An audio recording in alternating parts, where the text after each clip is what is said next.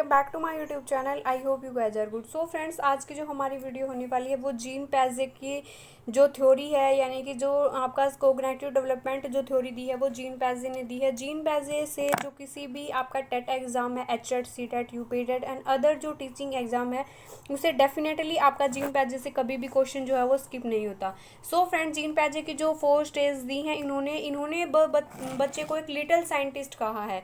यानी कि जीन पैजे ने कहा है कि बच्चा जो है दुनिया के बारे में जो ज्ञान और जो समझ जो है वो क्या करता है, खुद के द्वारा जो है वो डेवलप करता है। बिल्कुल ये वाइगोत्स्की के बिल्कुल अपोजिट इन्होंने अपनी थ्योरी दी। तो फ्रेंड्स, इस थ्योरी को हमने काफ़ी डेप्थ में, जब जैसे आपके एस्टेट एग्जाम है या फिर जो है जितने भी आपके जो है वो टीचिंग एग्जाम है, उनमें जीन पैजे से क्वेश्चन स्किप नहीं होता। और जीन पैजे की थ्योरी काफ़ी इंपॉर्टेंट है हर उस स्टूडेंट के लिए जो टेट एस्पिरेंट है, यानी कि जो टेट एग्जाम देने वाला है। इस जीन पैजे की जो 4 स्टेजेस हैं उसको हमने काफ़ी डेप्थ में जहाँ से भी आपके प्रीवियस ईयर एग्जाम उठाकर देख लो, चाहे आप जो है वो पिछले 5 साल 6 साल के जो क्वेश्चन उठा के देख लो, इस वीडियो से एक भी क्वेश्चन अगर आपको बाहर मिले तो आप कमेंट बॉक्स में कमेंट करके ज़रूर बताएं। तो यानी कि आपके सारी जितनी भी थ्योरी जो आपकी क्यूरियसिटी जो ये रहती है कि जीन पैजे से कहाँ से क्वेश्चन बनता है, काफ़ी डेप्थ में भी क्वेश्चन पूछता है। एस्टेट एग्जाम को लेकर काफ़ी जो है बच्चे ये मानते हैं कि सीडीपी का जो लेवल है वो काफ़ी हाई आता है, समझ नहीं आता। तो फ्रेंड्स, आप जो चैनल को सब्सक्राइब कर ले और बेल नोटिफिकेशन को जरूर से ऑन कर ले। और जितनी भी जब तक एस्टेट का एग्जाम नहीं होता तो आप जो है वो डेली वीडियोज़ आप लोगों के लिए अपलोड हो रही हैं, उनको आप लोगों को जरूर देखना है। मैं श्योरिटी से गारंटी देती हूँ, आपका फर्स्ट अटैम्प्ट दिया हो देने वाले हैं या फिर 1-2 अटेम्प्ट आपने पहले दिया है, लेकिन इस बार आपके सीडीपी में यूँ मान के चलो, अगर आप कनेक्टेड रहेंगे और सारी वीडियो को प्रॉपर देखेंगे तो 25 से और 27 के बीच आप जो है वो अपना स्कोर कर सकते हैं अकेला सीडीपी में। तो आप लोगों को बिल्कुल अच्छे से पढ़ना है। हम पढ़ेंगे वो जो हमने एग्ज़ाम में एज इट इज़ मिलेगा, यानी कि हमने पढ़ना वो चाहिए जो एग्ज़ाम में मिलेगा। हमने ये अच्छे से आपका कर लिया। आज हम डिस्कस करने वाले हैं जीन पैजे के अकॉर्डिंग कुछ टर्म दी जाती हैं, जैसे आपका स्कीमा होगा, एकोमोडेशन, एसिमिलेशन, इक्विलिब्रेशन। तो इनसे आपके एग्जाम में क्वेश्चन बनते हैं और स्टूडेंट है वो काफ़ी कंफ्यूजिंग रहते हैं। सो फ्रेंड्स, आपका जो है मैं लोगों को कहना चाहूँगी कि वीडियो को आपको लोगों को स्किप नहीं करना है, वीडियो में लास्ट तक जरूर बने रहे। अगर वीडियो अच्छी लगे तो अपने फ्रेंड्स के साथ शेयर जरूर करें और जो है वो कमेंट बॉक्स में कमेंट करके भी जरूर बताना है। तो आइए वीडियो को स्टार्ट करते हैं।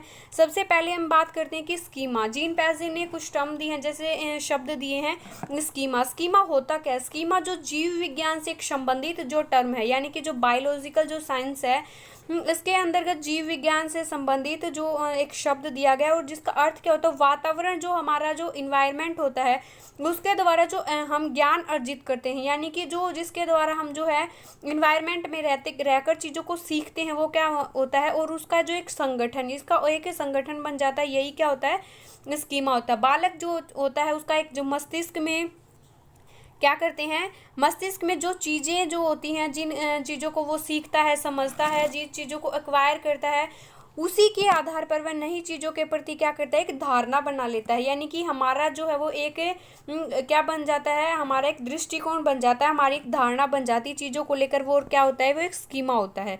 यानी कि अब हम एग्जाम्पल के थ्रू आप लोगों को समझाने की कोशिश कर रहे हैं। जैसे कि आप लोगों को देखना, जैसे कि यदि एक बालक है, एक उड़ने वाले पक्षी को देखता है, यानी कि उसने एक चिड़िया को उड़ता देख लिया, एक कबूतर को, आप कुछ भी लगा लो, उसने एक चिड़िया को उड़ता हुआ देख लिया, तो बालक यदि किसी दूसरे पक्षी को, जैसे कबूतर को, कोए को देखेगा तो उसे भी चिड़िया ही बोलेगा, क्योंकि उसके दिमाग में ये चीज़ें जो है वो एक जो है वो धारणा बन चुकी है कि जो भी उड़ता है, जिसके 2 पैर हैं और पंख हैं और उड़ता है, वो क्या होती है, वो चिड़िया होती है।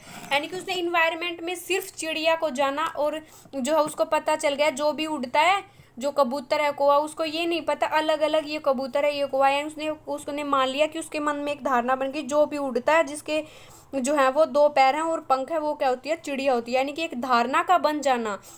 इन्वायरमेंट में हमारा जो ज्ञान है, जो अर्जित करते हैं हम, जो चीज़ें सीखते हैं, और उनका एक जो है वो हमारे जो मस्तिष्क में एक धारणा का बन जाना। आपको अच्छे से याद रखना है कि बालक के मस्तिष्क में जो चीज़ें, जो ज्ञान है, उसकी आधार पर, जो उसके बेस पर वस्तुओं के या फिर किसी चीज़ के बारे में एक धारणा, एक कॉन्सेप्ट का बन जाना क्या करता है, स्कीमा कहलाता है। जो बालक अलग अलग पक्षियों को चिड़िया बताता है, वो क्या कहलाता है, अपना स्कीमा कहलाता है। यानी कि उसको क्या कहते हैं, वो स्कीमा कहते हैं। नेक्स्ट हम पढ़ने वाले अनुकूलन जो है वो क्या होता है। अनुकूलन वातावरण के साथ जो है एडजस्टमेंट करना, वातावरण के साथ जो है वो समायोजन करने का जो एक तरीका होता है। जो ये हम जो अलग अलग जो व्यक्ति होते हैं वो अलग अलग इन्वायरमेंट में अपना एडजस्टमेंट करते हैं, जो उसका जो अलग अलग तरीका होता है वो क्या कहलाता है, अनुकूलन कहलाता है।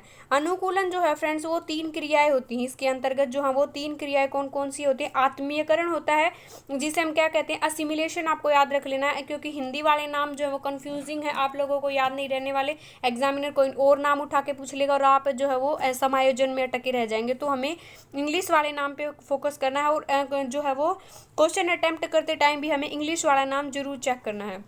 आत्मीकरण समायोजन क्या होता है, समस्या समाधान के लिए अपने पूर्व अनुभव यानी कि जो हमारे प्री एक्सपीरियंस हैं किसी चीज़ को लेकर, जो हमारे विचार हैं, अवधारणाओं का सहारा लेना पड़ता है, वो क्या होते हैं, वो हमारे क्या होते हैं, समायोजन, आत्मीकरण, असिमिलेशन कहते हैं। यानी कि किसी भी चीज़ के बारे में जो हमारी जो पूर्व जो ज्ञान होता है, पूर्व जो एक्सपीरियंस होते हैं, जो धारणाएं होती हैं, उनका सहारा लेते हैं, वो क्या होती है, हमारी समायोजन, आत्मीयकरण जो है वो कहलाते हैं।